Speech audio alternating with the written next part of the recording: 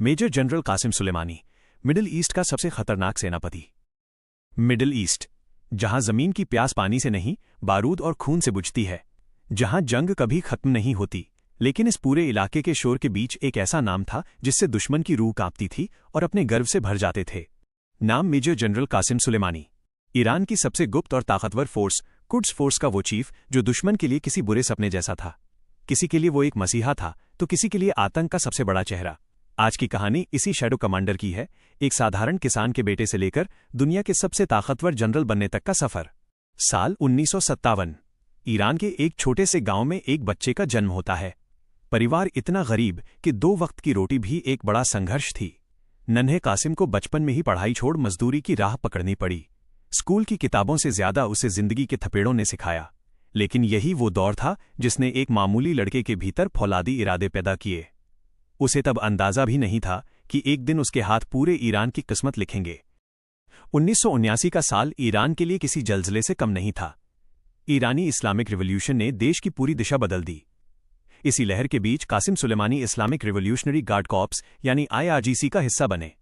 उनमें कुछ तो खास था, गजब का अनुशासन, बेखौफ बहादुरी और पैदाइशी लीडरशिप। वो भीड़ में होकर भी सबसे अलग नजर आते थे। 1980 में जब ईरान और इराक के बीच भीषण जंग छिड़ी, तब दुनिया ने पहली बार कासिम का लोहा माना।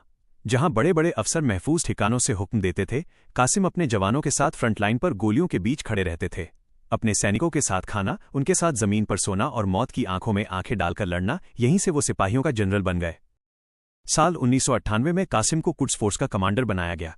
ये कोई साधारण आर्मी यूनिट नहीं थी।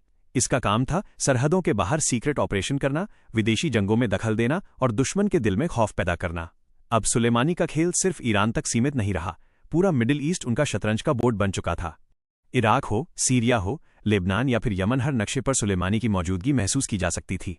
जब आइसिस का काला साया मिडिल ईस्ट को निगल रहा था, तब जमीन पर उसे रोकने वाला सबसे बड़ा दिमाग सुलेमानी का ही था।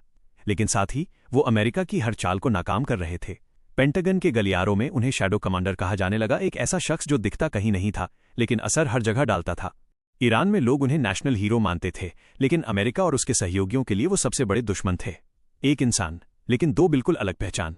सालों तक अमेरिका उन्हें खत्म करने की कोशिश करता रहा, लेकिन वो हर बार एक साये की तरह निकल जाते। उनकी सुरक्षा और उनके मूवमेंट किसी रहस्य से कम नहीं थे। फिर आया 3 जनवरी 2020 का वो दिन, बगदाद का इंटरनेशनल एयरपोर्ट। सुबह का वक्त था जब एक अमेरिकी ड्रोन ने मिसाइल दागी। चंद सेकंड, एक जोरदार धमाका और इतिहास बदल गया। मेजर जनरल कासिम सुलेमानी की मौत की खबर ने पूरी दुनिया को हिलाकर रख दिया। ईरान की सड़कों पर लाखों का हुजूम उमड़ पड़ा। लोगों की आंखों में आंसू थे और दिल में बदले की आग। दुनिया तीसरे विश्व युद्ध की आहट से कांप रही थी। सुलेमानी चले गए, लेकिन उनकी बिछाई गई बिसात आज भी कायम है। उनकी